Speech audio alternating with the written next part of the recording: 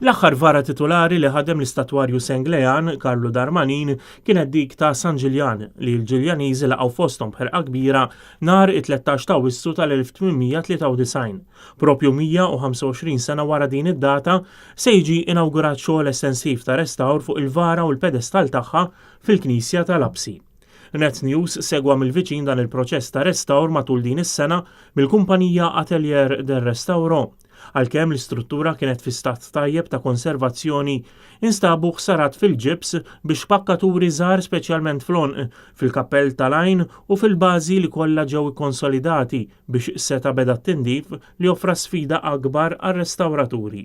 Dan peress li ma ridux biss ineħħu trap u l-ħmieġ akkumulati ma' żmien biss, iżda ridu inatfu saħfi żejda ta' żeba' mhux oriġinali tal-istatwa applikati f'tal-anqas 4 interventi fuqha, kif spjegat aħjar ir-restawratriċi Valentina Lupo. Il-kappillan Fader Claude għamel ukoll xi ftit riċerka u sab li l-wiċċ ġie miżbuħ pressappoco madwar l-1950 fejn ngħatat passata ħoxna ta' żeba' li bidlet il-polikromija tal-istatwa sija l-wiċċ kif ukoll ix-xar.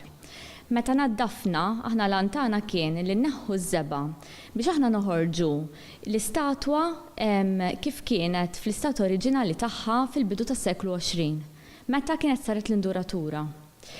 Sibna li taħt il-karnaġan oriġinali kienet fina ħafna, kienet fis-stat tajjeb immensa konservazzjoni, però kienet maħmuġa u dak huwa ir-raġuni għalfejn imbagħad fil-ħamsinijiet kienu żebgħu l-istatwa. Il-karnaġġon tiegħu hija aktar ċara, għandu l-wardit roża, għandu dettal kbir anke madwar l-għajnejn u l-żebgħa ngħatat il-mod ta' kif hu tbitter ingħata b'ħafna kuluri li ġew mogħtijin bit-teknika tal-velatura. Dan hekk kif il-Ġiljaniżi draw lil San Ġiljan b'karnaġġon skur miżbuħ lejn l-oranġo u anke xaru skur meta fil-fatt huwa aktar bjont. Ħafna mill-kuluri użati reċenti huma kuluri kummerċjali ħoxnin u apparti li huma kuluri diffiċli biex jitnatfu, ir-restawraturi rridu jikkonservaw il-kulur fin ta' taħt. Ġiet imnatfa l-induratura tal-mant, partikolarment tal-lama ta' ġewwa, f'proċess komplikat u twil li wassal biex ġie salvat l-istat oriġinali tad-deb tal-induratura u ħarġu l-kuluri ċelesti ċari li jikkumplimenta aktar mal-mant ġie mnaddaf ukoll il-verniċ. Ridna nneħħu wkoll il-varniċ illi ngħata fl-1993 fuq l-istatwa kollha li dal-varniċ sfar ħafna u biddel id-dera tal-kuluri. Pereżempju l-mant kien kważi beda jaqleb fl-aħdar, mhux fil-blu kif taraw illum wara li naddafnieh. Valentina Lupo elaborat aktar dwar ir-restawr fdat fuq il-pedestal ta' San Ġiljan. Lan kien li nippreservaw l-induratura li għandu l-pedestal inneħħu fej pereżempju kien hemm xi tokki bil-porporina jew jekk kien hemm xi ġibs li ma kienx ġie applikat tajjeb f'intervent ta' restawr riċenti u b'materjali li huma kompatibbli mal-oriġinal aħna rġajna morna nagħmlu l-integrazzjoni bit-teknika tal-water gilding.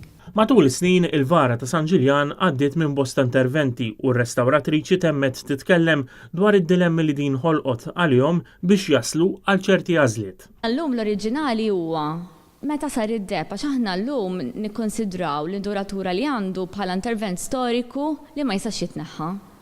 Allura aħna lan tagħna kien li mmorru lura għall-intervent li sar fis-seklu 20 fejn aħna nikxfu l-kuluri oriġinali tal-wiċċ tax-xar li ġie miżbuħ fl-1950, taċ-ċerva, iċ-ċerva ġiet miżbuħa bejn it-tmeninijiet u snin design.